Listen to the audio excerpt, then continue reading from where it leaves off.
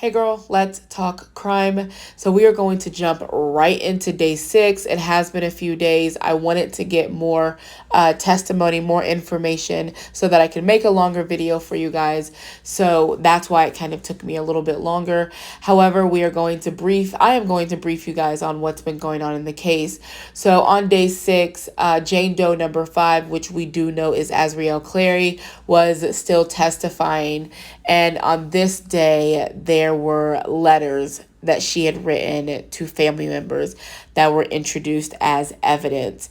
And in these letters, she accused her mother of telling R. Kelly that since he was sleeping with her, that he would need to send them $10,000 every month. Talked about telling, her brother things that her parents did when they were younger, and how her parents were using her vagina, to get money to destroy R. Kelly's career. So the prosecution goes on to question Azriel about these letters and asking her, whose idea was it to write these letters? And Azriel would say that it was the defendant's, and why she asked that it was to protect him in a trial like this. And Azriel answered yes. Also on day 6, one of Azriel's friends were actually called to the stand. So she was subpoenaed to testify, and she said that she and Azriel were friends from high school in Orlando, and her whole reasoning for being there is so that she can kind of tell her side of how she's seen, the abuse and the control as far as her friend Azriel went. So she talked about how she stopped communicating with her after she went to be with R. Kelly, and sometimes she would send text messages to her. And in one text message, she said that she was scared to have an abortion, and that's just kind of solidifying what the prosecution is saying, as far as like he forced her to have an abortion, he got her pregnant. So this friend also testified that Azriel would tell her that she had told R. Kelly the relationship between those two were cousins, because he was worried that if he found out that they were not cousins, but in fact just friends, that there would be consequences. And the friend would send videos of herself and another friend, like in, the cafeteria, talking about how the way things used to be. And Azriel would tell her, please don't do that, because he checks my phone and I don't want him being upset. I don't want to have to block your number. Like, I don't want to ruin the one shot that I have to be able to talk to you. And all of these text messages were introduced as evidence. So let's jump into day 7, and a woman who was identifying herself as Stephanie is now testifying. So she's talking about how during their 6-month relationship that it was humiliating to have sex with R. Kelly, that he would videotape them having sex, and she did consent to it because she felt like she had no choice, and that he pretty much had two faces. Either he was really charming, really kind, really nice, or he was just intimidating and controlling. And I quote, she said, "He could put the fear of God in me." So Stephanie talks about how she first came in contact with R. Kelly, and that was when she was at a McDonald's in Chicago in 1998, and someone on his team gave her his phone number and asked her to call him. She didn't, but the following year she actually met him at a Nike store in Chicago, and that is when she got his personal phone number. She talked about being with him was humiliating. That one incident, he had asked her to perform oral sex on him in front of other people, and she felt really disgusted by it. And then on cross-examination, R. Kelly's lawyer, Nicole Blank Becker, asked if she had a decision, like, could she stay with him or could she leave? Like, was she held captive? And Stephanie said no, like she could have walked away if she wanted to.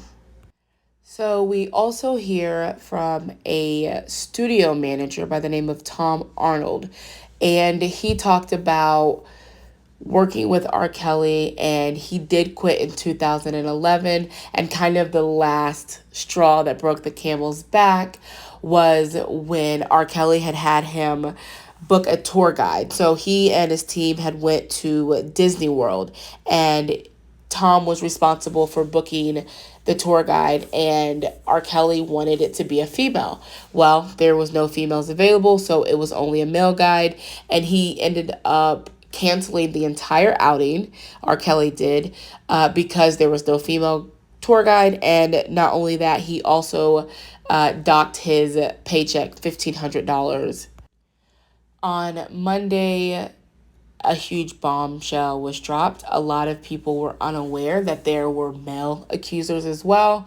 However, on Monday, we did learn that. So, someone identifying himself as Lewis said that he met Robert in 2006 when he was 17 years old, and he was working at McDonald's in Chicago. So, according to Lewis, he said that Robert slipped him his phone number and asked him to come back to his home, saying that he could perform, his music, recorded his studio, and that he would help him as far as the business went. Kind of like a tactic that you are seeing in a lot of the other accusers. So, on one occasion, according to Lewis, he asked him if he had ever had fantasies that involved men, and allegedly at that point, he started crawling on his knees, and he gave Lewis oral sex. So he told him to keep it between those two and said that, we're family. And like the other accusers have said in their testimony, he had asked him to call him daddy. So the reasoning he said that he continued this sexual relationship with R. Kelly is because he really wanted to make it in the music industry. He would often bring other people to parties, and one of these other people that he brought was a 16-year-old boy who also was sexually involved with Robert. So this is what I find kind of odd.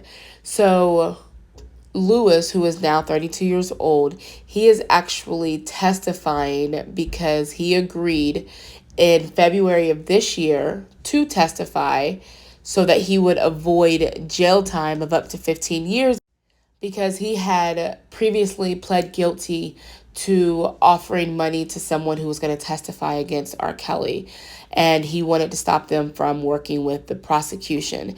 Now, initially, I was thinking, if I've been violated by someone, why would I want to stop someone else who says that they have been violated by them to, testify against this person? But then I seen that apparently this person that he was trying to bribe possessed sex tapes of him and R. Kelly. And so that was kind of the reasoning why he did not want him to testify. And also he claims that R. Kelly had nothing to do or no knowledge of this bribery attempt.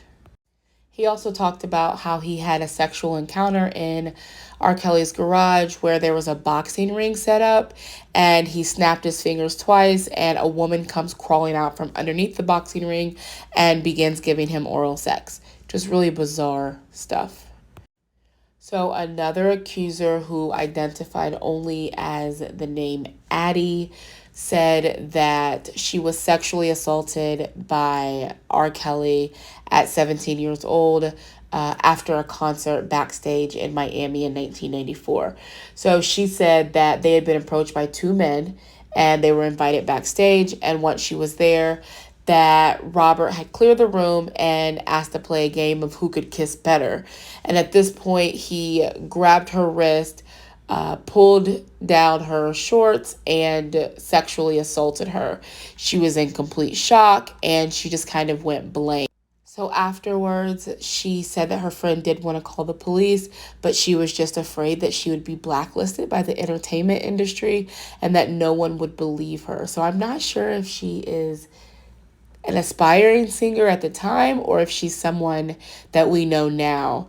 So she goes on to be questioned by his defense, asking, why would you wait more than 2 decades? And she says that, she's 44. She doesn't want to feel shame and trauma anymore. She's not a little girl, and that she is an adult now. So that is what we have so far, you guys. And as more testimony comes out this week, I will definitely upload. I will also begin uploading other videos, true crime cases to this channel, considering TikTok keeps playing with your girl. So thank you guys so much, and I'll see you in the next video. Bye.